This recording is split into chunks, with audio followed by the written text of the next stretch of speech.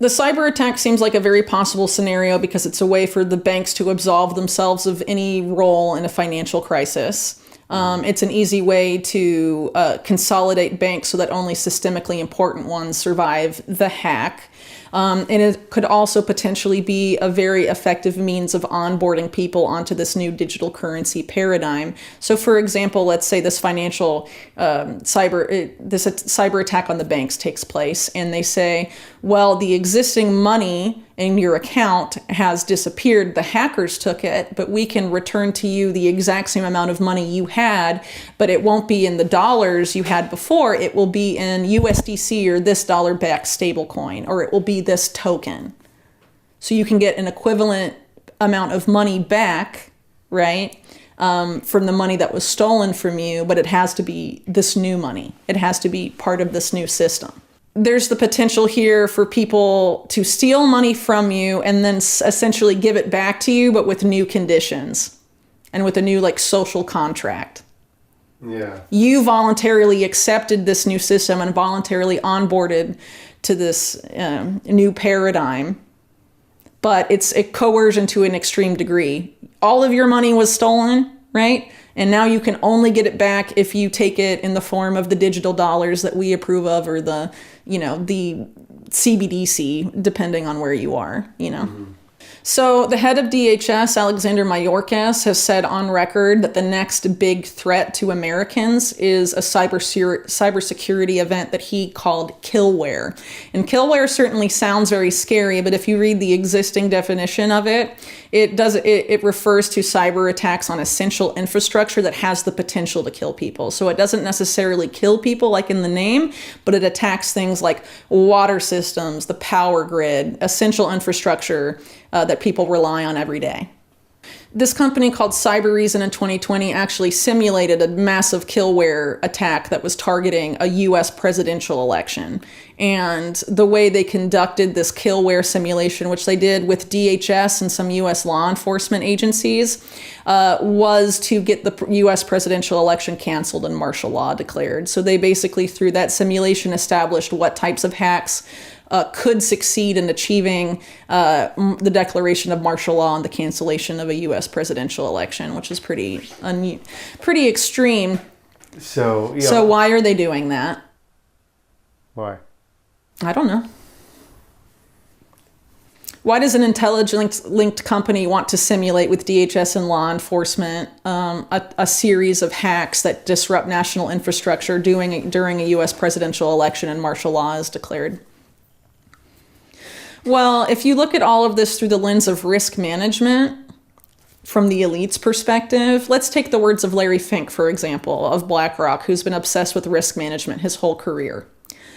He has a quote, he's on video saying that the markets do not like democracy. Democracy is messy. They like totalitarian governments because the risk is low.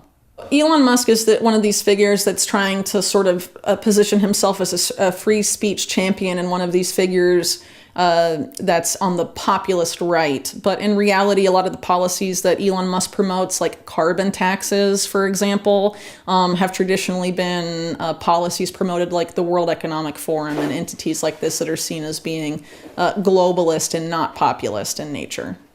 People forget that Elon Musk is someone whose business has depended to a large degree on government subsidies, and currently a lot of his companies either depend on mass adoption of electric vehicles via policies linked to the Sustainable Development Goals to phase out fossil fuel vehicles, or they are contractors for the Pentagon and intelligence, like SpaceX.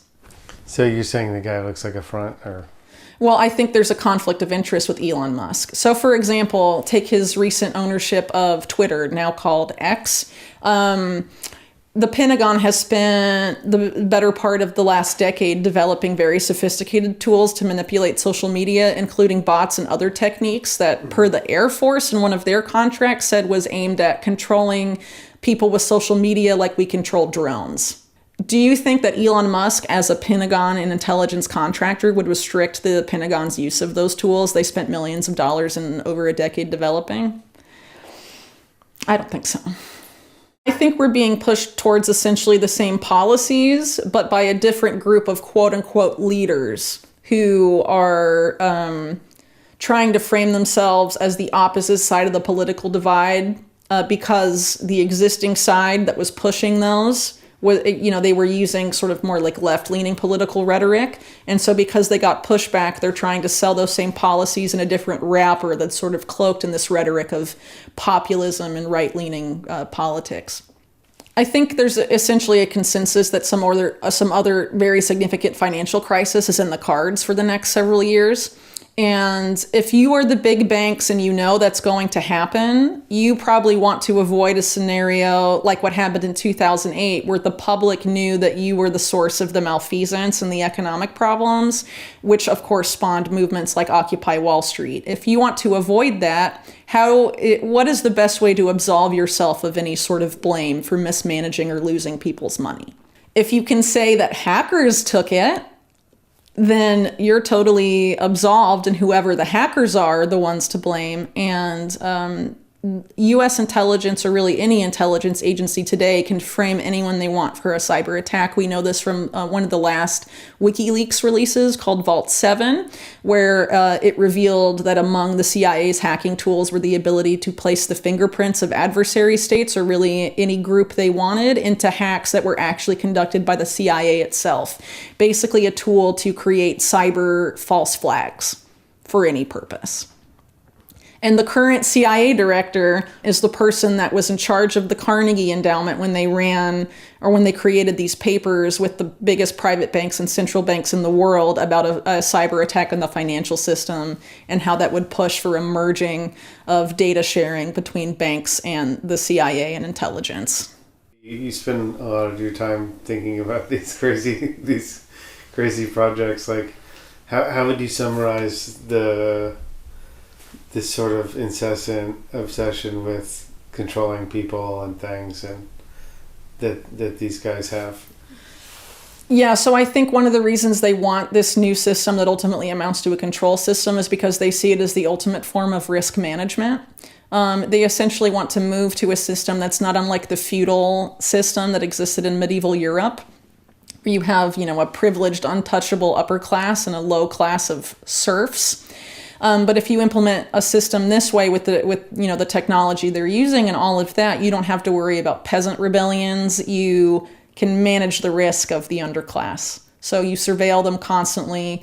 You can turn their money on and off. You can turn their access to services and really anything else on and off as well under the digital ID functionality. It's a way to keep people in line in a way that didn't exist in feudal Europe and under that model. But they're clearly moving to that model, and it's interesting because the UN essentially admits that. They talk about the acceleration of the adoption of all these of all this digital infrastructure is exacerbating the wealth gap and making the billionaires even more wealthy. But the billionaires and the bankers are the people that are designing all these UN policies. People, like Mark Carney, Mike Bloomberg, Bill Gates. All of these guys are the ones influencing these policies more than anyone. They admit that they're exacerbating the wealth gap, but we're full steam ahead on these policies anyway. So, they're obviously going to keep exacerbating it. And a lot of those guys that are designing and maintaining the technology or deciding what it does are going to be in a very different class than the rest of us who are,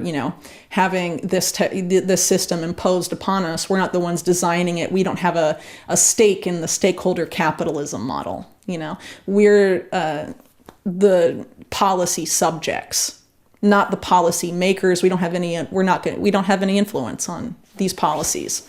The people that do have that influence are oligarchs and bankers and, the elite, essentially. They want to give the illusion that it's a decentralized system, that you're in control of your data, that you have power. But, if you look at how the infrastructure is set up, those are really just marketing. It's marketing, it's talking points. It's not how these things actually are when they're implemented in practice. And the way they're creating the infrastructure is to create centralized data depositories, centralized policy-making bodies, things like that. But they want to give the public the illusion that they're being implemented in essentially the complete opposite way.